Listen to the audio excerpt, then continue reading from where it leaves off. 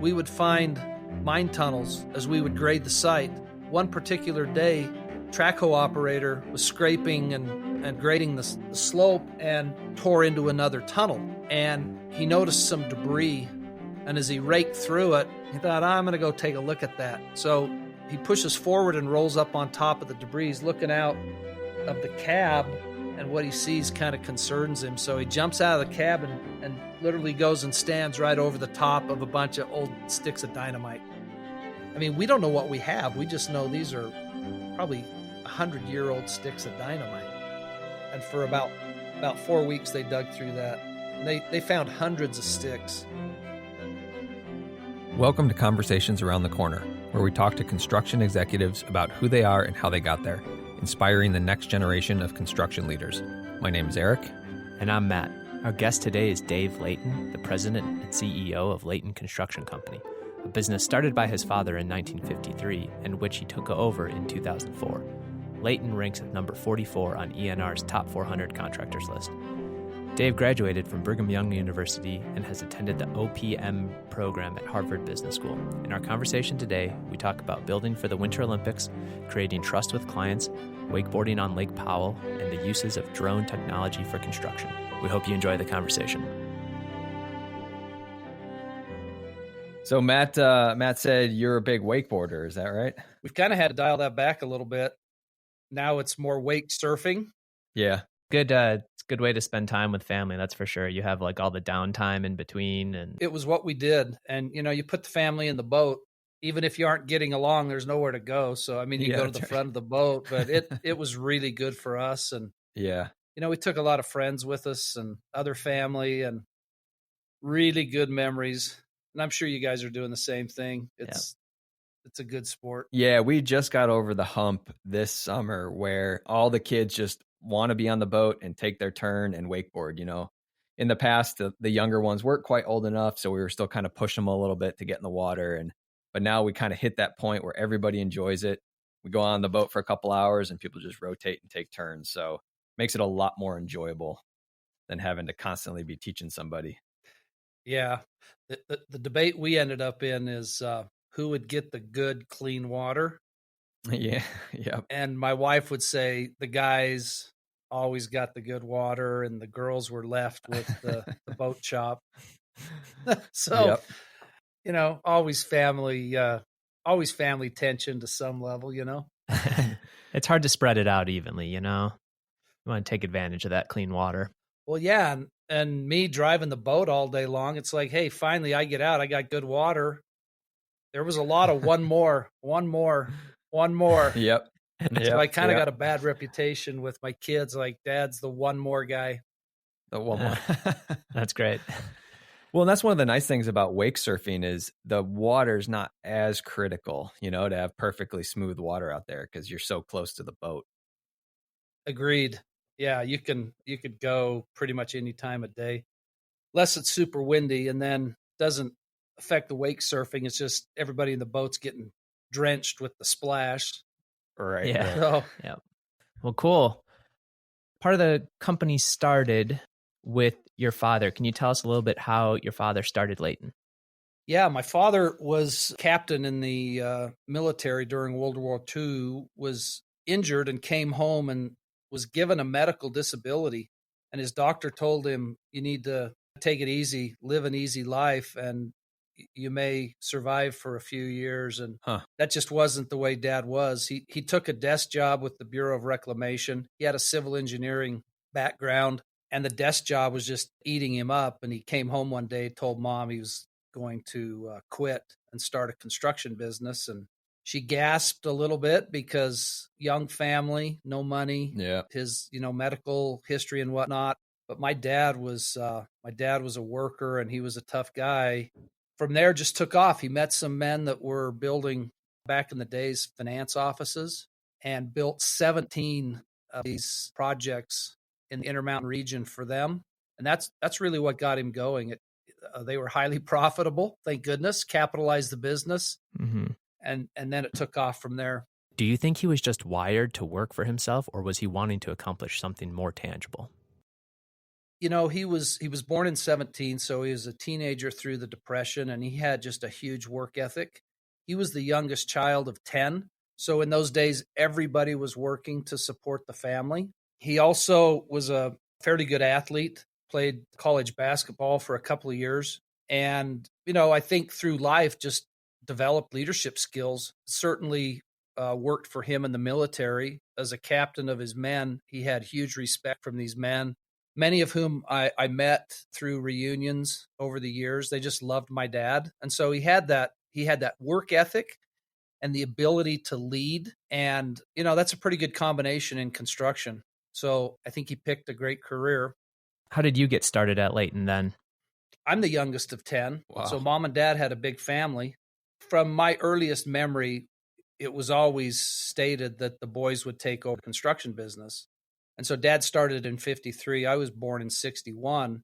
So the business was very up and running by the time I kind of was getting into elementary school, middle school, where I kind of knew what was going on, had more of an awareness. I tell people we were just bred for this business. Everything we did pretty much revolved around hard work and construction.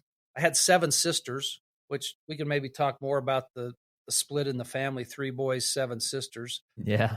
We would go out on Saturdays and clean up job sites. I was probably 7 or 8 years old. I'm pushing around a wheelbarrow and a shovel and a broom and working with my sisters, picking stuff up. It's kind of just what we did. It was the family dynamic. It was your dad's wish to have you actively involved in it, or did he just provide opportunities for you? I think it was more than a wish. I think it was the architecture. He was going to get it going, and it was the family business. You need to go back to that era. Mm-hmm. The family business supported the family. Everything was done by and large for the family to have stability, put food on the table. This is just what our family did. It was no different than the family farm or maybe the shopkeeper. It was the career my dad chose, and as a result, we were kind of in there. And I don't know that my brothers or I really even thought about doing anything different. Although at one point, there's a middle brother who really was never involved in the business. He was with us for about a year. Okay. And then he decided he liked engineering to a far greater degree. So he started a structural engineering practice. Okay. Everything in the family revolved around the family business. And you know what? Today, it's kind of still that same way. The business and our personal life is so intermingled, it's inseparable. Yeah. You can't parcel it out. It all runs together. Do you ever remember having elements of frustration with that setup as a kid? Well, yeah, it's hard work. You're getting up early, you're outside. It's either scorching hot or freezing cold. My dad definitely taught us to work. He'd be at my bedside at 7 a.m., getting me and my brothers up to go work in our family garden. We had a 2.5 acre vegetable garden that fed the whole neighborhood plus the family. Huh. That's a lot of vegetable, guys. Yeah. He would plant a couple of 100 tomato plants. We had a 1/4 acre of corn, Okay. potatoes, carrots, beans, peas. I could go on, but if we weren't at the job site, we were in the vegetable garden. Yeah. It's just so ingrained in our upbringing that I don't think we could escape it. I didn't even think about doing anything differently. And hey, in the end, it's been a great career. So although I do wonder at times if he would have chosen an easier business, how much better things might have been. Yeah. So very much ingrained in your childhood, working all the time and on the job sites. Did you ever have a story of early life job site learning experience? Oh, I had dozens of them. I remember the first time I got hit on the head while wearing my hard hat. Back then, this is the 70s. Uh-huh. Who wore hard hats in the 70s? I had a brick hit me in the head, knocked me over. Luckily, I had my hard hat on. Huge lesson for me as a young teenager, because I don't know what would have happened. It probably would have been pretty severe. Yeah. A lot of great memories of just learning the trade from the ground up, and I started out as a laborer, and then I got some carpentry experience. So valuable in terms of supporting my career these days, because I can go to a job site now, and I often hear after I've left, the guys have been talking, they're like, how does Dave know about that stuff? Right. And they're like, dude, he worked as a kid. He has done almost every job in this company. He worked as a kid on these job sites for years. He did all this work. Of course, he knows this stuff. So I really give a lot of credit to my father for teaching me and my brothers this business from the ground up. It's been very valuable for me. And, I think in terms of others, your listeners, whatever experience you can get at the job site is a huge plus in your career because you need that element to go with an education, I think, to build a full career. Any particular job site job on the job site that you liked as a high school or early college, or were you just kind of like, teach it to me all, I want to get this broad education and then learn management? Well, I kind of floated around. So if there were needs on certain job sites, they'd say, well, David, you're going to go work here for 2 weeks, 3 weeks. I remember one summer I was asked to go work on a project that was about 40 miles away. So I'd get up at 5 a.m. My mom would drive me to our superintendent's home, and I'd jump in the back of his truck and ride to the job site. So as a teenager, I'm like, hey, I could get a little extra sleep. So after a few days, I grabbed my bedroll and a foam pad, and I threw it in the back of the truck. And so I slept to the job site, and hey, after work, may as well catch some more sleep. So I slept all the way home. It was pretty good. Because of kind of the roving nature of the needs, I got exposed to a lot of different aspects of carpentry and primarily concrete formwork, even some rebar installation, some welding, really, really good broad experience that, never was really steady at any point in my career. I just moved around to do what needed to be done. What did that superintendent say about you sleeping in the back of the truck? He thought it was a good idea, actually, because I got a couple of extra hours of sleep. Aren't we all sleep deprived? So, yeah. And I mean, these days, I don't even think you can ride in the back of a truck. But back then, it was really commonplace. I mean, you couldn't see me. I'm laying down. I'm glad he never got in a crash because it might have been a tragedy in the making. But it worked out pretty good, I enjoyed the extra sleep. So what do you think was in your dad, or what caused in your dad to instill this type of work ethic in his kids? Do you think it was growing up in the Depression? Was it experiences he had in the military? What do you think it was that really drove him to push you guys? I definitely think it was the way he was raised. And I think the military certainly played a role in that. But I also think it was just the era that was going on in our country. I mean, things were just done certain ways. Yeah. My dad was very much a handshake guy. That's how he got that early work. He used the phrase, our word is our bond. In the 50s and 60s, to be a bondable contractor, I think was a pretty big deal. Mm-hmm. But he'd say, our word is our bond. Even though he was bondable, if he said something, he did it. Say what you do what you say. This is the way we were raised. But I think a lot of this was generational. Unfortunately, I wasn't as skilled in raising my family as my dad was. And I think part of it's just a generational thing. I don't think I could have ever got my kids to go clean up a job site. That's for sure. Just getting them to clean up their room was enough of a struggle. So, right. On your company profile, there's 12 pieces of advice that your dad gave you for running the company. One of the top ones is to only contract and work for those that pay their bills. This seems obvious and simple, but why do you think it's such a big deal in the construction industry? Honestly, I think unfortunately it's far too common, whether it's between the client and the general contractor or even the general contractor and the subcontractor and suppliers. I think it's all too common that there are payment issues. By and large, the only legal issues we've really had, in my recollection of this company, involved lack of payment and liens. Mm-hmm. And for my dad, he said, look, I hate to earn my money twice. Right. You earn it at the job site, and then you have to go earn it again to collect.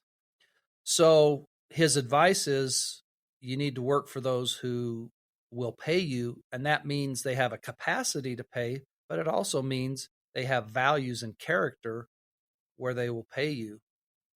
To this day, we really have to size up the client, the opportunity, in terms of, will we collect that final payment? Because, hey guys, in our industry, those last 2 checks, that's the bottom line. Yeah. And if you don't get them or you get cut short, boom, right off the bottom line. So it's a big part of success, because if you're not making a fair profit, you just can't keep going forward. The margins are way too thin in our industry, and you got to have those nickels and dimes to keep the business going. Yeah. Do you have any major projects over your career where you have walked away from what looked like a phenomenal opportunity because they didn't have the ability to pay, or you questioned their ability to pay? Yeah, that's happened primarily as it relates to not necessarily lender issues, but we actually just turned down a student housing project where the capital partners weren't able to pull together the equity. And after 6 or 8 months of pre-construction work, it seemed pretty clear they weren't pulling it together. And so we just said, hey, we're going to move on. And it's kind of a mutual thing. When you're kind of pressing them, how's that coming together? We got to get started. I mean, student housing needs to start at the right time and needs to finish at the right time. You can't open the student housing in January. Yeah, right. We started to run late on the start date. We started pressing. It was kind of just one of these things. Hey, we're going to go another way. You guys go another way. Good luck. I mean, no hard feelings. It's just part of the business. I know the guys are still my friends, but we're just going to go do other things. That's okay. Yeah. Your dad really integrated your family into the company as you were growing up. Can you talk a little bit about the transition plan and how it came to fruition? As I said earlier, all the way through our upbringing, it was the kids are going to take over the business, which meant the boys. We got into the late 70s, and my brother was made the president. He was in his 20s, maybe late 20s. I mean, it's a little fuzzy for me because I'm a teenager back then, but he would say the day after becoming president was no different than the day before. Dad was still around. It was still his business. And yet Dad knew that he needed to start to transition the leadership of the company. So that's why he got my brother in. There's always 2 transitions, leadership and ownership. And so he got my brother in that leadership capacity. And then in the mid 80s, he decided he wanted to transition the ownership.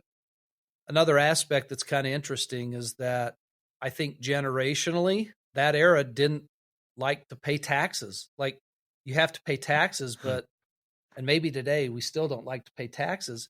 Dad began moving some of the ownership to the children, including my sisters, early in the founding of the company. And it was all for tax planning. He wanted that appreciation in wealth to accumulate at the next generation, right, before it had accumulated at his generation. Pretty bold move, but it ended up working. So in the 80s, my sisters were getting married. They were selling their shares. They weren't going to be involved in the company. You had to be involved to have ownership. Okay.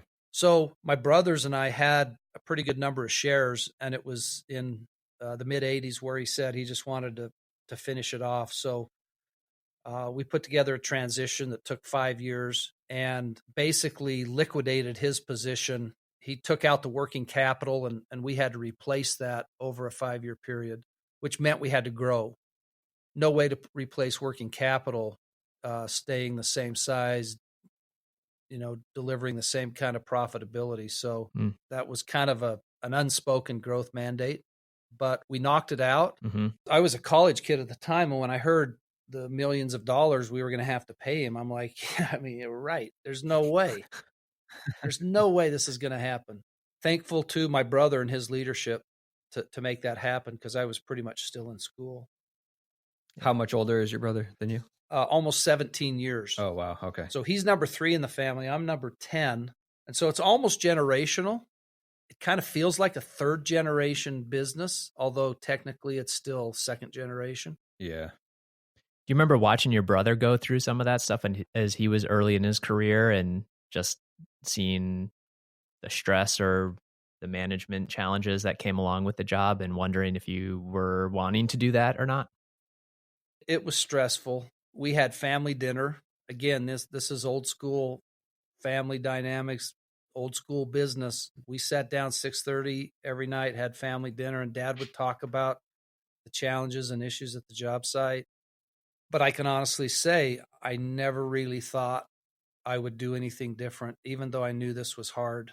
It was just so much a part of us, you know? Mm. My brother had his tough times, particularly as dad drifted away. My brother felt that mantle of leadership settling in, and my brother's very capable. He's smart. He's a good leader. He did very well. I'm sure there were times when he wished my dad was around to help. And through my transition, I felt the same way. Mm. There were times I'm like, man, I wish Alan was here my brother, to take care of this, because I'm not sure I'm ready to do it or able to do it. But he wasn't there. So you just have to get in and start doing what you think is best, what you've been trained for. And in the end, it pretty much all worked out. So you're in college. You have the story where you're in college and you're also a foreman on a job site there. That's on campus, I assume. I was going to BYU getting a civil engineering degree, and we had a small project on campus. It was a combustion laboratory for the College of Engineering, and they needed like assistant superintendent, foreman level. And so my brother said, "Hey, why don't you just work this part-time? It'll give you really good experience." We had to build basically a concrete shaft in the middle of a metal building and then fit it out with testing equipment. So a lot of elements of a whole project, although this was just a 6-month job. So it was nice where it was right there on campus, and I could take a few classes and then go over and work for 4 or 5 hours, and then go catch another class and then finish up the day. Just good experience. My dad used to say we're the sum total of our experiences. So, I mean, I just got a lot of game time that really got me exposed to the industry. I remember we had to bore underneath the foundation of this building to get sewer out of the building. And I remember those guys who came in to do the boring. And I mean, these were the crudest, rudest construction workers. And I mean, I'm hearing language I've never heard in my life. I didn't even really talk to anybody about it. I'm just like, whoa, these guys are rough. So I got that experience too. I got some vocabulary that I've never used, but there's a vernacular in construction. Mm-hmm. Certain words just have certain meaning. How did knowing you were going to go into the family business frame your college experience? Man, it brought a lot of focus. So I played basketball in high school for 3 years, and we didn't have a 3-point line. If we'd had a 3-point line then, I maybe could have kept going, but okay, because I was the guy hanging out on the perimeter, right? So because I knew where I was headed, it was easy for me to say my basketball career's done. Yeah, like I'd been playing basketball since I was 5 years old. It's done. I'm moving on. I'm getting an engineering degree. I'm going into the business. So when I go to college, I know where I'm headed. I know the courses I need to take. Highly efficient. It gave me a lot of focus. That was helpful because unfortunately these days, and my own children are examples of this, they head off to the university and it's like, well, what do you want to study? And it's like, well, I don't know. I'm not sure. Yeah. I knew what I was studying. And so I got in there and knocked it out. Huh, that's interesting.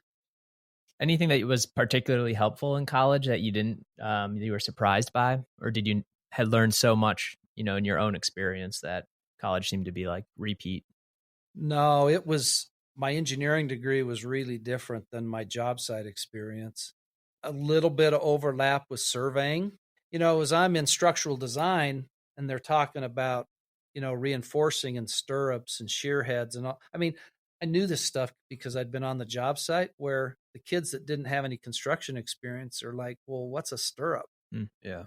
Well, it's a band that goes around the rebar to hold it together because you're trying to contain that core, say in a column or a beam. So I had that. That was pretty valuable. It was kind of an interesting era because this is mid 80s and we're right in the transition to the PC. Any kind of computer work we were doing was on a VAX server, and we had to do it on campus. Nobody had computers. Although when the PC came out and became available to the general public, I actually ended up buying one. I bought a PC because I said, I don't know what this thing does, but I can do a lot of my stuff at home. Like I can word process and spreadsheet at home, and I need these skills. So I really got a good head start on the PC era because I just bought one so I could do my work at home instead of being in the lab on campus. There was a moment in time where I maybe could have gone into programming because I took a Fortran class. Fortran was an old engineering programming language. I don't know if you've even heard of it, but I was gonna say I have no idea what Fortran is. Well, I see it on resumes sometimes, and I'm always like, oh, okay, that person's from that era. Exactly. So I took this Fortran programming class, and I finished number 1. Like it totally made sense to me. Oh wow. And I really loved being able to program, and yet I don't think it ever really occurred to me to depart and take more of a programming path. It wasn't a career. It was just like a basic task. Yeah. I didn't see the future at all, even though I had great skills. That's kind of a fun memory from college where maybe my career could have gone another way because I was really good at Fortran. Once you get done with college and get ready to enter the family business, do you and your brother have a conversation about what the plan is, or is it more just like, here, go do this project? There wasn't a lot of discussion of the plan other than as soon as you graduate, we got to get you on some jobs in the field. Yeah. I'm like, okay. I mean, I'd been in the field throughout my career thus far. So yeah, I wanted to be in the field. That's where the action is. I don't remember the specific conversation, but I know what happened. Once I graduated, I got assigned, we were building a maximum security prison in the Nevada desert. And I got assigned straight away to go out there and primarily use my surveying skills. I graduated in April of '88. And so the spring thaw was going on out there, and they needed to get a bunch of the site improvements taken care of. So they're like, hey, we need your surveying skills. Go out there. So I worked on the sewer lagoons, the roads, parking lots, got that knocked out straight out of school. It's a little bit of a weird deal because I got out of school, I bought a house, and my wife and daughter were living here in Salt Lake City, but I was traveling out to the job Sunday night to Friday night. Oh man. So that was a little bit of a bummer, you got a new house, you got a little family thing going, and I'm immediately out of town. I've been talking to some of my guys who are struggling with the out of town deal to say, look, I've done this and I know how hard it is. Ultimately, when it got to winter, we moved the family out. I just, I didn't want to make that drive during the winter, and 8 months had gone by. It's time to just get them with me. Yeah. What are some of the things you tell guys that are struggling with the traveling thing? I start by listening. How's it going? What's working? What's not working? I can associate with it because I've done it. And I don't necessarily pretend to know their whole circumstance, but by listening, you can get a lot of insight into where they're at, where the family's at. Maybe there's certain issues that we can help with. Try to put ourselves in their situation and see if we can come up with some kind of a modification. And in some cases we can. In some cases, it's like, look, I understand. We'll figure out something to get you back to where you need to be. We need a little time to do that, but we understand, you got to go back home. So yeah, you just have to work through it. Every situation's unique. Although I will say this, I've had such great experiences with employees who've moved out of town, and it's been almost like life-changing for them. We had a single father with 2 teenage children. We needed him to move into the middle of Nebraska to do a project, and there's always a sense of loyalty. That's one thing that's really a great piece of character in our business is there's just a lot of loyalty between us and our employees. And it's like, Dave, I'll go, I'll take the kids, I'll go out there. So I went out to see Scott after he'd been out a few months. And I mean, same thing. I just asked questions. How's it going? How are your kids doing? Where are you living? And he shocked me because he's like, Dave, you will not believe how great this is. I'm like, wow, come on. What's going on? Huh. His children played the trombone and the trumpet.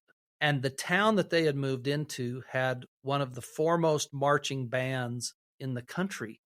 So when the band leader found these kids had moved into town and played instruments, like they were superstars. That's awesome. They recruited those kids immediately and they became part of this band. And I can tell you, they never had that experience at home. They got elevated to a level that was so meaningful for them. And as you can imagine, when that project finished, we had to tell them they were moving. That was more hard than getting them to go out there.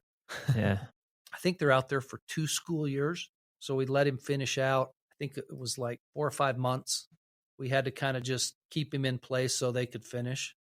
And that was okay. They'd sacrifice to go out there. So for us to do that on the back end, leave him there through the school year was just fine.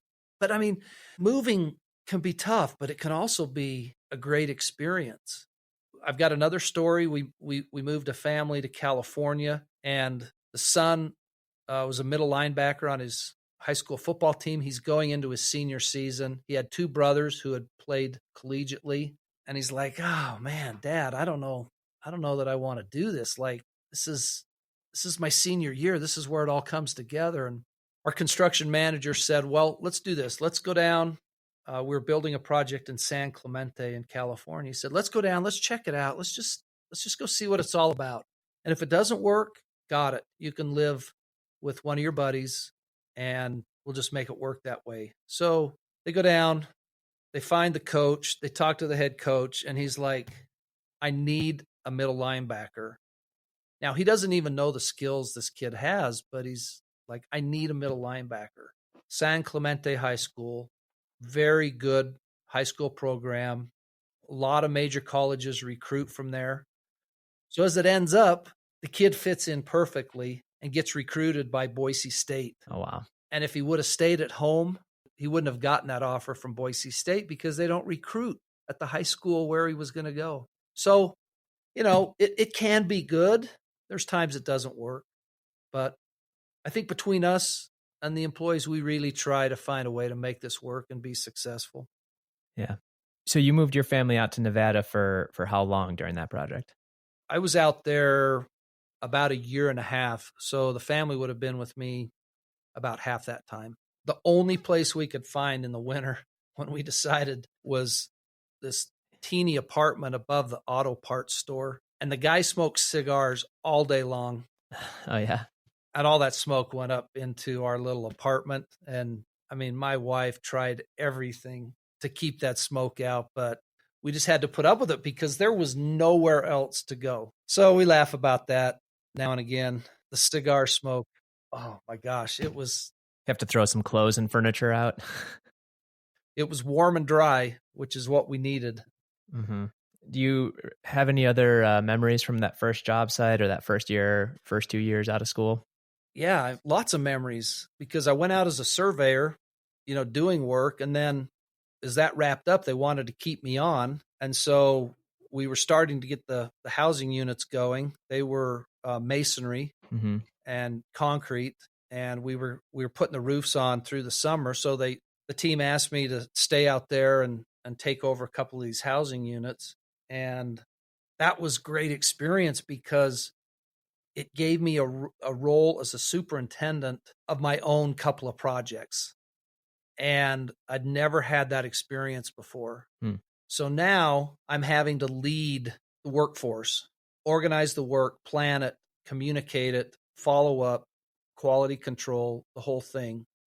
A great experience for me as a young kid. I had another kind of eye-opening experience. Unfortunately, one of my foremen, we caught him stealing power tools. Oh my. Now, we're in the middle of Nevada, and you can imagine 1980, hard to recruit guys to go work out there. This guy actually had a little bit of a checkered background. It had some issues with the law, and we knew this through the interviewing process, but we were willing to give him a chance. And he was actually a good guy. He had good skills, good leadership, good job site skills. But the way we figured it out is he'd tell me, hey, I need a hammer drill. I'm like, well, what's wrong with the one we've got? And he's like, well, the clutch isn't working right. So we need to get another one out here. And he just kept asking for tools. And eventually we couldn't account for the tools. Huh. So we confronted him, and he admitted he'd been taking them. So that was, a job site experience that is valuable because my right-hand guy was taking advantage of us. Unfortunate, but hey, one of life's lessons. How about some other memorable job site stories? Do you have any that really stick out that you like to tell people? I was on a concrete crew doing a condo project. The rebar installers had doweled out of the wall too low, and it was my responsibility to go tell the rod busters that iron's too low. He told me in no uncertain terms that even the Almighty wasn't going to move that rebar. I said, well, yeah, it's got to move. It's too low. It's not going to be in the deck.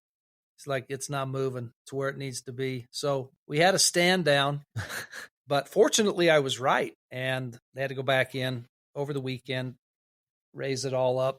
That was a good lesson because, when you're in a confrontation, you need to be prepared. You need to know your facts. And if you're right, what it does is it builds respect. Yeah. And he thought he was right, and I knew I was right. And of course, it had to be right. The location of the reinforcing is super critical. But I knew what I was talking about. I kept my calm. We proved it up to him, and he moved it, and that built respect. So that was a really good lesson. You can't just do everything on the fly or off the cuff because it can jump out and bite you. What kind of stories from the job sites? We've had so many interesting things happen. We were building a Montage hotel in Deer Valley, and this is a $300 or $400 million project. Yeah, holy cow. Top of Deer Valley, up in the old mining country. So on this site, we would find mine tunnels as we would grade the site, and we had a protocol to deal with it. But one particular day, trackhoe operator was scraping and grading the slope and tore into another tunnel because that whole Park City area is old silver mining. Right.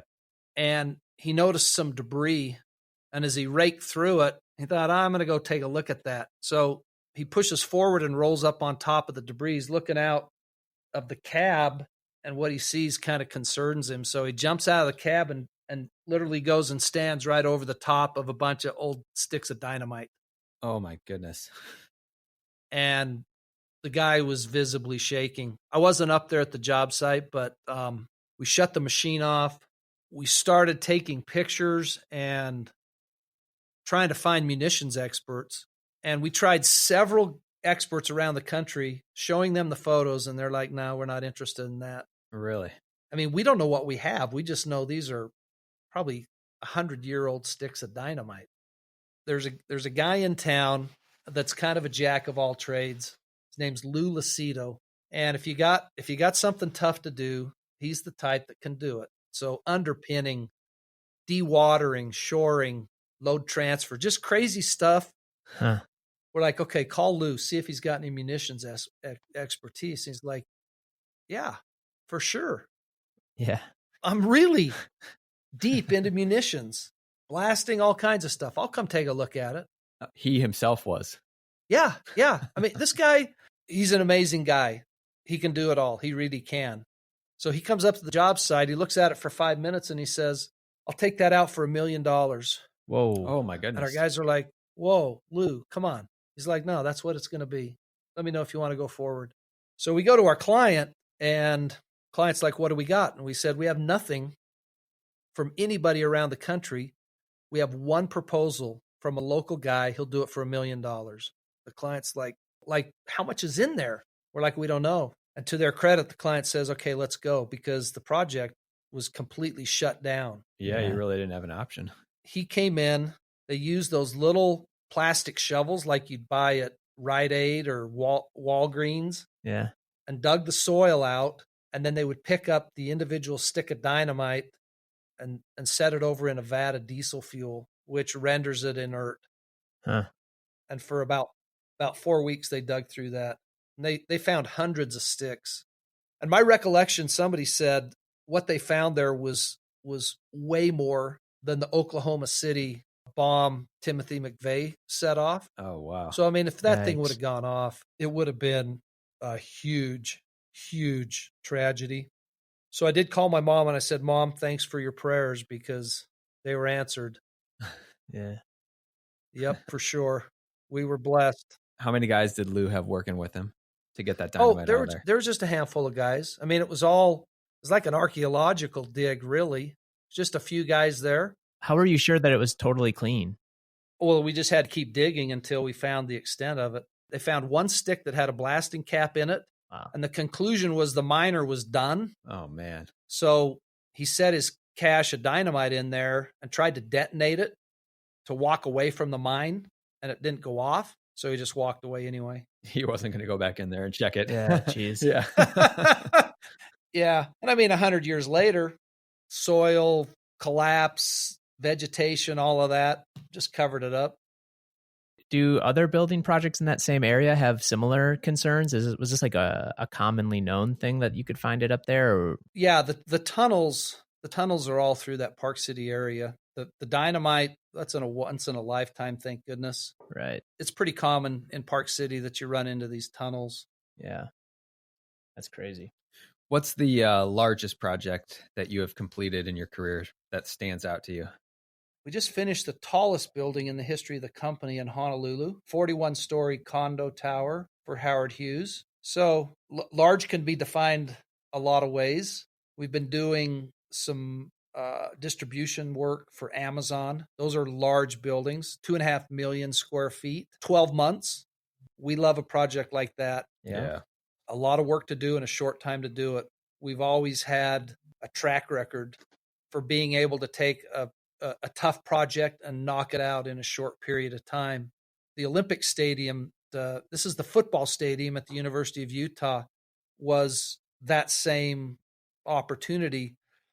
The state was in a traditional process to design, bid, build the project, and it was falling through to the design phase. It was falling behind schedule. They were looking at a 3-year build, and the budget was getting out of hand. So they asked for proposals, and we figured out a way to build the project in half the time, 18 months, most of which was built between football seasons. So we could build the stadium box, which was outside the footprint of the existing stadium. We could start on that before the season ended. So we got our structure up and we're rolling there. And then last game we came in, took down the entire bowl and rebuilt that in 9 months. Holy cow.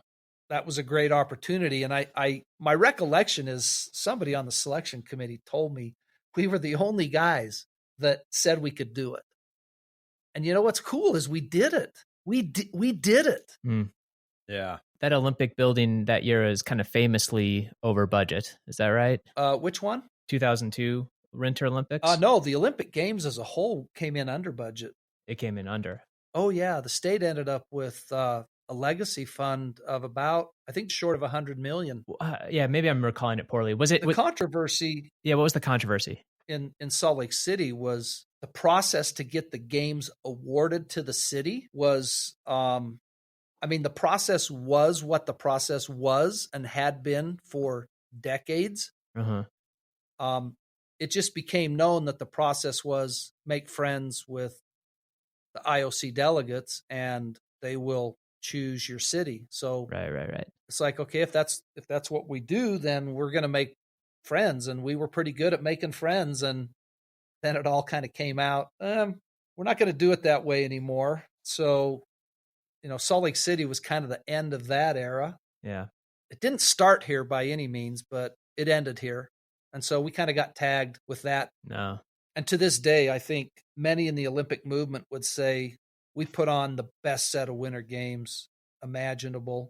I mean, this is 2002. So think what happened September of 2001. Yeah. September 11th.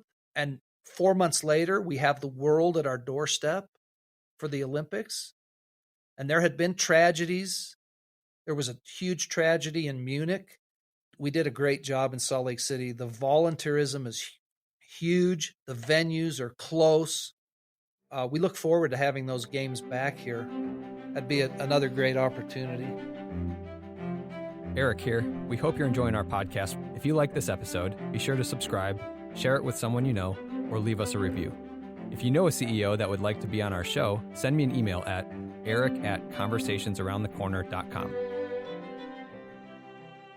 Going back to some of the chronological story of your career, so you moved back to the home office in Salt Lake City. Can you walk us through how that went about? Yeah, that was a shocker. So I'm out in Nevada. My brother calls me. He says, "You need to come in for good." I'm like, "Well, I'm not not done with the housing unit."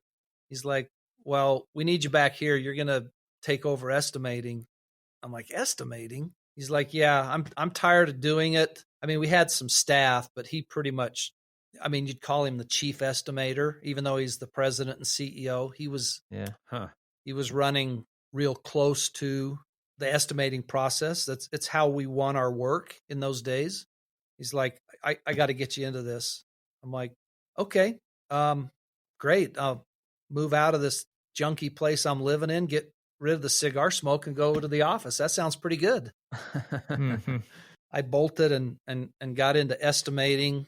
I mean, that was, for me, that was a fascinating opportunity because it's so filled with strategy. So these are the days of, the hard bid, the design, bid, build, project delivery model. And so, you couldn't win just putting together a set of low sub bids. You had to have a lot of strategy. And I really took to that. Because of my computer skills, I got in there, and we had a couple of older guys and a couple of younger guys, and they're taking everything off with a Minerva, which is a little Swiss-made wheel. You literally roll it on the plans, and it counts on a scale, 1/8 inch, 1/4 inch. It counts length. Mm-hmm. So we're using the Minerva. We're using rulers, and eventually I'm like, this is crazy. Then we'd write the numbers down on a pad of paper. We'd use a 10 key to total it all up. This is insane. Yeah. So I got us into digitizers and computer software. Timberline was the system we went with back then. And wow, what a transformation. I mean, just the mistakes that were eliminated with technology, not to mention the speed. Yeah. The mistakes that we took out of the process with technology was just huge. I was glad to get rid of that 10 key. I always hated the 10 key. We still have a couple lying around here. There's some old school adding machines with ticker tape and everything. Oh, yeah. Some people like to joke about using them still. So you go back, you're in the home office, you're doing some like kind of process improvement type things. You're estimating way more business, and you're starting to begin to think like globally about the strategy of the company. And that's real fun work for you. Is that when you kind of were like, yeah, that I would like to do this the rest of my career, the strategic thinking of building in the business? Yes, because of my role as the chief estimator, it put me into the executive committee. Mm-hmm. Because, I mean, fundamentally, construction's about get work, do work. So I'm the get the work guy. So I'm now in the executive meetings. That was a great result of just taking that estimating position. And there was another dynamic in the industry called CM at risk, construction management at risk, that was really emerging. Design build was kind of out there also, but the industry was becoming more accepting. By the term industry, I'm talking about our clients. We're becoming more open to a relationship than a bid. They were intrigued with the process. How do we get everybody involved earlier, and the bid will take care of itself? So the transformation in the industry is going on. And I mean, I got into that with everything I had, because the challenges and almost the frailty of the hard bid was so counter to everything that I felt like we wanted to do, which was to get with a customer, take care of them, give them a great outcome.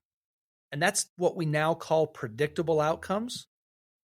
We wanted to give that customer predictability, meet their budget or beat it, open on time or open early, the quality they expect, the quality that endures, where they're not having to do maintenance and and repair repeatedly. The quality of the experience, we're friends. We hang out together. We like each other. There's no legal battles. Yeah. That whole renaissance really got me excited. And I became passionate about going out and selling work. And we still were bidding work. But my goal was to build the relationship with the customer and convert them to a process where we could help them and we could deliver everything they needed and more through a construction management at risk relationship instead of a hard bid. In fact, one time, this is one of my fun stories. We're in the middle of a bid in our town, and our town's a pretty competitive place. And I was just really getting along well with this customer. And I said to him, well, why don't we just negotiate this thing? Let's just make a deal and we'll get going right now. There's no reason to have a bid. Let's just do this. He's like, I agree. Let's do it. No more bid. So this was within about 2 weeks of when the bids were due. And I just remember the conversation around the industry that they were going to give the job to us. The bid was canceled and my competitors were furious. Yeah, I bet. It's like, come on, I'm ready to bid the job. Let's just have the bid. He's like, no, we're just going to use Layton. I like those guys. We're going to save time. It's just going to be better. So that's a fun memory. Yeah. To negotiate something in the middle of a bid process. How do you go about building that trust between clients and yourself? I really do think it takes genuine participation. I like people. I'm kind of social. I enjoy being around people.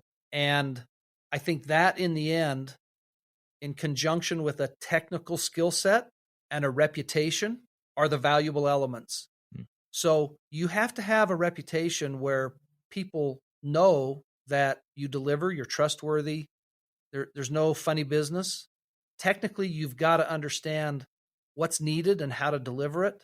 And then you've got to have a relationship that enables all of those skills to come together. And to this day, I think that's the recipe that still works. As tough as this industry is, so many clients want a relationship, a personal relationship, and it takes effort.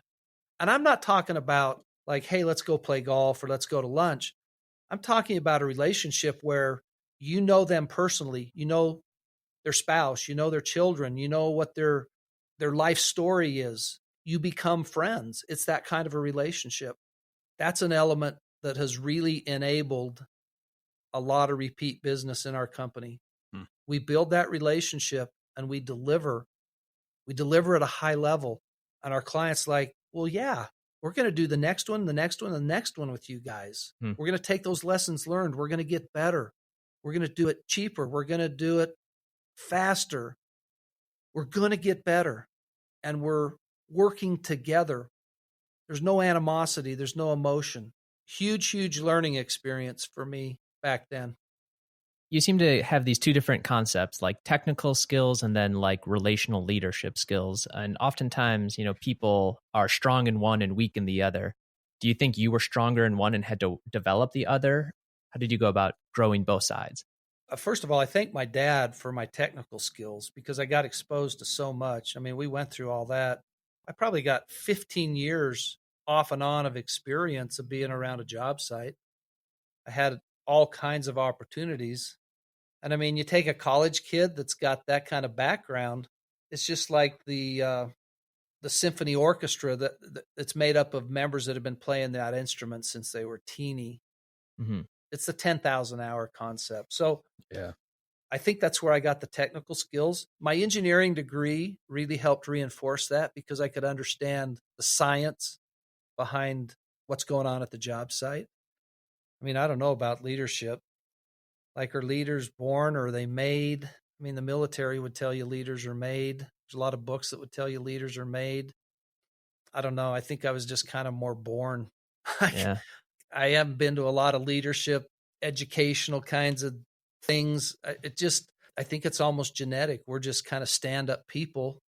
And I think probably to some degree it's how we were raised, You just step up, stiff upper lip, let's go. It's just how it was. So Do you look for people within your organization who kind of have some of that leadership talent and try to promote them or get them into higher level positions? Or do you look for technical skills and then hope they have leadership talent? Well, I mean, you need both. You need it all. I mean, honestly, at some point, you got to have workers and you got to have leaders. And the workers have to work and the leaders have to lead. If the leaders are working, who's leading? It's a problem. If the workers are leading, who's working? So you've got to have both. There's a real cultural value commitment to long-term employment at Layton. We have a lot of employees that have been with us for decades, and it's really the way my dad started things. He wanted his employees to come and stay, and he wanted to create an opportunity, an employment opportunity where they could do that. And we've followed that on. You know, we've had a number, I mean, dozens of guys come in that were just good guys, and they learned the technical skills on the job site, and we gave them opportunity to move up and expand their leadership skills and build a full career. You're not slotted in a job. We need you to move up. We're going to give you those opportunities. We're going to give you training, and we're going to give you a work environment where you can stretch yourself. And that's really reinforced our ability to attract, retain, employ long-term. Very key to our success. Many situations of second generation employees here, and there's probably some third generations. I mean, it's cool because like I was talking earlier, this is about relationships. I don't know every employee, but I know a lot of them, and I want them to know me. It's got to be real. It's got to be personal. It's got to be in depth. It's not like a job. Yeah. This is where we are. This is what we do, and we're all in. Yeah, that's great. Chronologically, your brother was president of the company, running the company, and then how did the transition between him to you go, and what were the events in and around that time? So early in the 90s, we put together the business unit concept, and we had 3 business units, 2 in Utah and 1 in Arizona. And we married together the pre-construction side with the operations side, and we called it 2 in the box. And between those 2, you had to do everything to run that business unit. I mean, people thought we were crazy back then. How can you do this? But we have invested so heavily in the pre-construction side of the business for decades. It just made sense to us back then. So as the chief estimator, who's now selling work, pricing work, doing pre-construction work, I became that guy and was partnered up with an operations guy. And we took on much of the legacy work of the original Layton construction that my dad founded. That's in the 90s. Okay. And my brother, as the CEO, was over the 3 business units. So he'd always talked about a 5-year plan of transition, me in, him out. I didn't know what him being out was, because with him and my dad hung around for 5 or 6 years after my brother became the president. I didn't know what my brother was going to do. He didn't really communicate that, but we had this 5-year plan that took 9 years. Okay. And that's fine. It was good. I wasn't in a hurry. I've got this big piece of our Intermountain region work that I'm in the middle of, and we're just knocking the socks off it. That Rice Eccles Stadium I talked about, that opened in August of 98. So we're working on that in 96. That's right in my wheelhouse. Just those opportunities. I'm just loving it, right? Yeah. Yeah. So eventually what happens is my brother decides he wants to go do some service for our church, go out as a missionary. And that really sets a hard deadline for him to exit the company and me to take over. So shortly before he left in, I think that was 03 or 04. I mean, he's going to be gone for 3 years, so he can't function. So this is the transition. We know the date, spring of, I think it's probably 04. He's gone. He's physically gone. He's emotionally gone. that's when I made the transition. When you took over all 3 business units, your experience had really been in one area. Were you pretty well versed in everything else, or did you have to learn the other sides of the business? Well, I'd gotten around. We've had an outside board of directors for 30 years. One of the board members suggested that I take over the Arizona operation in the late 90s from my brother. My brother was homebound. Like he didn't like to travel. And it's not that he wouldn't travel, but his personal life was so locally focused that he really couldn't travel much. So the board member said, look, why don't you make David the president in Arizona and just see what he can do? And we'd kind of had up and down success there. And he said, look, he'll go down there, he'll figure it out, he'll make it happen, or he'll come back and say, this just isn't going to work. So somewhere in 98, I got that assignment. And I still have responsibility in Utah, but I now have this responsibility in Arizona also. And then in 01, we started a tenant finish business, and I had responsibility for that. So by the time we get into spring of 04, I'm pretty well traveled around the business and know the people, know the clients, know the business models, and fortunately have confidence with the employees that this is going to be the guy. And so that was my preparation. You spent some time at the Harvard Business School Executive Education Program. Can you talk about what you learned there and how that prepared you? For sure. In fact, it's that same board member who recommended this program to me. He had been through a similar program 30 years earlier.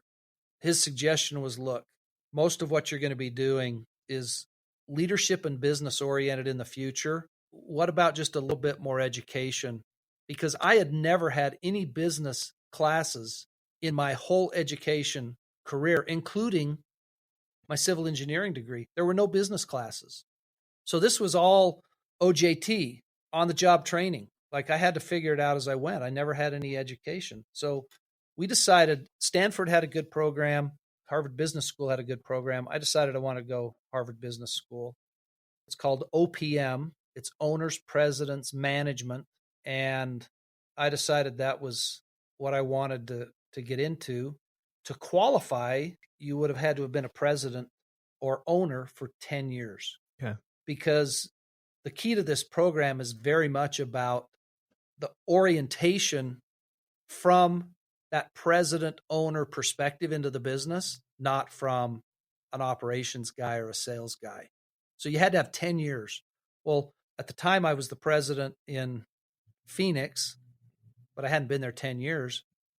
But because of my ownership in the business and what Dad had set up, I had more than 10 years of ownership. So I qualified. Yeah. I was one of the youngest guys there.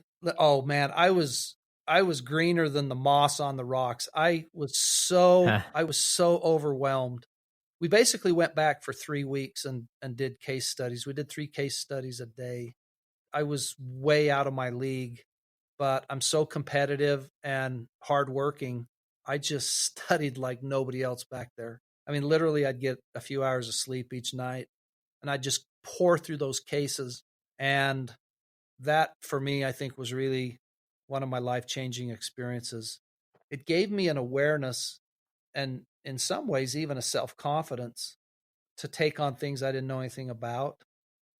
And I just had all these little baby steps of confidence and learning with the students coming from, and I'm going to say about 30 different countries. You know, you're going through these case studies and the class isn't a lecture. The class time's a series of questions. So everybody's supposed to have gone through the case, and then the professor would say, okay, Mr. Layton, what did you take out of this case? Tell us what's important. Tell us your thoughts. That's about as wide open a question. Yeah. And it just starts driving discussion. So, you know, I'd worked hard. In this case, I'd express my opinion, and then he'd ask another student from India or a student from Russia, and you would get a totally different angle. And I just sat there and I'm like, wow, I would have never thought that way. Yeah. And so this awareness just crept into me that it's not about right and wrong necessarily. It's about the analysis that yields your direction. If you're committed to it, that's your direction, you're going to go. Because in a lot of times, these case studies, you just don't know the outcome. And there is no outcome. They're so fresh that you don't know what happened. So huge, huge experience for me to get that awareness that this is not black and white. This is like the rainbow. And when you pick a path, that's your path. And hopefully you've done, you've made great choices. You've done all the analysis, but that's the path you're going. You make it happen. That's how we started the tenant finish business. Is as our firm was growing, we were doing a lot of big projects, and we have this customer for life philosophy. But you can't just do big projects if you have a customer for life orientation. Like, you have to do them all. Yeah. Customer needs you to do them all. So I'm like, we have to take on small projects. We have to service the customer.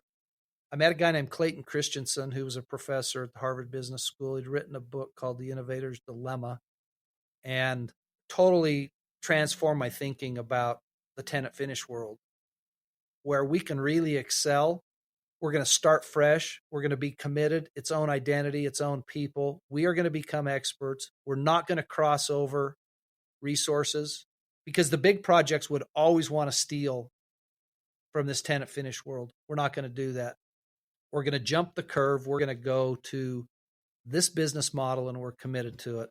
Within 1 year, we became number one in our market, and we've never looked back since.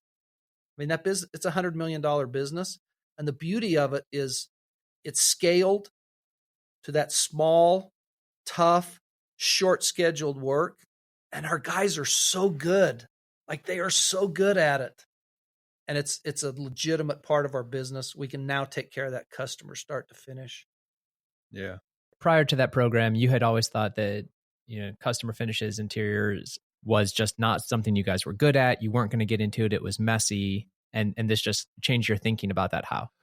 First of all, they're small.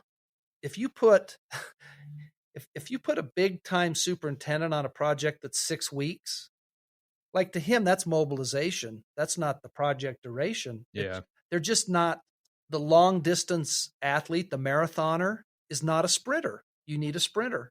You need the 100-meter guy. And so that's how we set it up. And we'd done small work, and we'd struggled. And in fairness to our guys, they just weren't of the mindset or equipped to take on that 6-week job and make it efficient. So we totally reinvented it.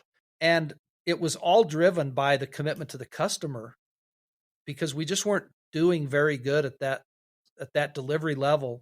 I never thought it would deliver the kind of economics it has, but we had to go there because we had to take care of our customer. Were your customers asking for yeah. that? Or was it something that for sure. Okay. Like, you'd build them a nice new office building, and they'd come back a year later and say, we need to finish out this area with offices, and we need these offices converted into a conference room, and we need to switch the door on this office because of this and that. I mean, it was just all a mixture of hodgepodge work. And you take the team back in that built the building, and they knew the building, but it's just different. Those are the marathoners. I needed the sprinters. And so we'd get through it. It'd take longer. The economics weren't that good. And we're just like, there has to be a better way. So we figured it out. And now it's a business unit that we're expanding. It's a great part of our business. But we got there in a combination of our values, our culture towards our client, and this Harvard Business School experience I had, where, I mean, you could literally jump off the curve you're on and start a new curve. We're like, that's what we got to do. So the Harvard Business School thing, it was like an empowering, like, new ideas. That was kind of your big takeaway. Just seeing other people's perspectives, other people's ideas. It was like eye-opening. Absolutely. The premise of the whole program is this: as an executive, you have all kinds of information, data, influence, conversations, everything's coming at you. You have to sort through it, and you have to make a decision or see that a decision gets made. It's not like you have to make the decision yourself. You have to see that a decision gets made with all of this information coming at you. how are your skills at getting that decision made? And that's where I really learned a lot of lessons. Like, it's not black and white, as I said earlier. The same data can produce different orientation. And I learned that listening to very intelligent, capable leaders from around the world go a completely different angle from what I thought was like, I got it. This is it. And they're going a completely different direction. And I sat there and I'm like, wow, I get it. Like, that could work. I never even thought about it that way. That's pretty cool. You'd recommend other executives to do similar type of education? No question. And I've done that. With many around the country, I've said, if you can get into this OPM program, you should do it. I've had a number of my friends get in there. Yeah. One just finished up. It's one of the life-changing experiences for me. So there you go. There's my plug for Harvard Business School, Executive Ed. The book Innovator's Dilemma, that's a recommendation as well? It is. Yeah. All right. We'll look that up. You've alluded to it, but you have adult children. Are any of them in the business? So Julie and I have 6 children. Our oldest daughter is in our HR department. She's awesome. She's been with us, I want to say, 15 years. She started while she was in high school. I mean, she is a spark plug. She is so great. And then I have some other businesses that I am involved with personally, one of which is a real estate development company. Mm-hmm. My son, I only have the one son. He works in that business. He's more developer than contractor. Okay. And so when I talked about I didn't teach my kids the lessons I learned, he just was never going to be a contractor. Like, no way. Yeah. But he's an incredible developer. So he's working with some other guys in that business. Like, my full-time job's the CEO of this construction business. I've got others that handle all that other business. Right. Okay. So a little bit less of the all the family members active, like your kids weren't as active in business as you were for your family. No. Summer jobs and all that. No, that's one of my failures. Like, it was, like I said, it's hard enough to get bedroom clean or the lawn mowed. Like, I didn't do a good job as a parent, yet my 6 children have all turned out great. They're just awesome. They're solid. All have different careers. They're all married, picked great spouses. Most have children. In fact, I told them a few years ago, I'm like, kids, I just want you to know I sure like the adult family more than the kid family. Like, this is awesome. This adult family's so good. Kid family was rough. Maybe it is for every parent child, you know? Yeah. For the listeners, as a parent, what was your hardest phases? Like, I mean, balancing work life and then also like the different stages of childhood for your kids. Did you find it was the hardest? Teenage daughters are pretty tough. They're kind of getting you wound up at 11 and 12. When they turn 13, the fun starts. Look, don't get me wrong. My daughters were awesome, but there was a lot of moving parts. You know, it's hard. Yeah. And my wife did a good job with them, but it's a hard time. We had 5 of them. Yeah. We had one daughter that whatever the dynamics were with her friends, she could never go. And we told her, you cannot go if there's just 3 of you. Because what would happen is 2 would pair up, 1 would be on the outside, and everybody'd be in tears at the end of the night. And it was never the same third. They would move it around, and it would even be different friends. But it's like, honey, no, if there are 3, you can't go. Find a 4th. And it was just that simple dynamic of 3 of them would result in a pair and a single, and it didn't work. Yep. I have 2 young daughters, and I recently watched like the BBC production of Les Mis, and there's a scene where like the teenage daughter is fighting with their dad over like, you know, she's not allowed to be with a guy, right? And I just remember, I just like thought, oh no. Yeah. I mean, this is an example. We told our daughters, older guys are trouble. Yeah. We do not want you dating older guys. Period. Like, don't. And guess what? Every single daughter, every single one dated multiple older guys and most married older guys. Yeah. Yeah. It worked out, but these are the kinds of things where I'm like, I failed at getting done what I was talking about. So how many grandkids do you have? We have 8. 8. Okay. And we have 2 more coming. We have 2 grandsons due November and December. Congrats. Yeah, it's a good little family developing. What's the oldest grandkid's age? Well, we're a modern family. We have 3 children who married spouses who'd been married previously. Mm-hmm. Okay. So we ended up with 3 grandchildren through marriage. So we have 2 teenagers who are grandchildren. Oh, wow. And then some little ones. And that's fun too, because having grandchildren that are teenagers, I mean, my wife loves it because when she's shopping and stuff, it's like, oh, it's a lot more fun to buy for the teenagers than the little kids. Yeah. So it's all good. It's a great family. That's yeah. great. All right. Well, I think those were some really great stories. Is there anything else that you feel like we didn't touch on that you wanted to add? Just to the benefit of your listeners, I think one thing we didn't really talk much about is technology. Mm-hmm. Yeah. The commitment in our company has not been to be cutting edge, but we're leading edge. We have invested heavily, particularly in pre-construction, going back decades, which proved to be very fortuitous because pre-construction is a huge aspect of the industry today and a very key element in the success of any project. So we got there early and we went deep. Strong technology backbone with software. We've adopted that at the job site. We got into BIM modeling with our own employees at least a dozen years ago when our people were doing the model because nobody else was doing the model. Yeah. Yeah. We ran the clash detection. At the job site now, all of our guys have tablets. Our management software's all web enabled. So they're out in the field with the tablet being able to do their work in lieu of stuck in the trailer. Yeah. Glued to a set of plans. Our ability to manage and track is also technology driven. A good friend of mine is the founder at Domo. Okay. And we've taken that Domo software and applied it to a very deep degree in our company to render dashboards. And it's a huge aspect of helping us manage the right things at the right time. It's amazing how that dashboard can rationalize so much data and deliver the outliers that need management's attention.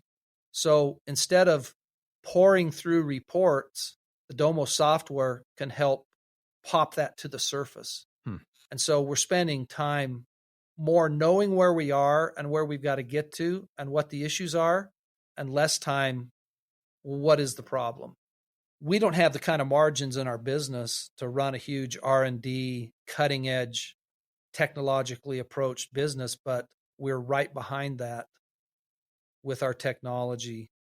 And it's reinforcing our whole commitment to predictable outcomes because we know where we are in a project, our client knows where we are, and we're delivering on those metrics. That's the definition of predictability, all enabled by technology and talented people. I mean, you got to have talent, but you've got to have a system also. I say it this way, talent alone is just like an all-star game. It's an NBA all-star game. It's just talent, talent, talent. Well, we want talent, but we also want a system, a game plan. And you put those together, and it's a pretty powerful winning combination. Any particular piece of technology you're optimistic about in the next 20 years? Scanning technology, drone technology. Think about this. You program a route through your project, even a finished space. Like take a hospital, you program the drone to fly the corridors and scan the work in place. How cool is this? You fly that drone every night. You just captured every piece of work that got done that day. You know where you are from a productivity standpoint. You can rationalize against the model for things that aren't built correctly. Right. None of this is here today, but it's coming. to me, that's something that we're really looking forward to. Yeah, it's going to be super cool. Thanks for listening to Conversations Around the Corner, produced by WallProtects, the designer and manufacturer of wall protection products for healthcare, hospitality, or any commercial building. Be sure to subscribe in iTunes or Stitcher and tune in next week where we will have another conversation around the corner.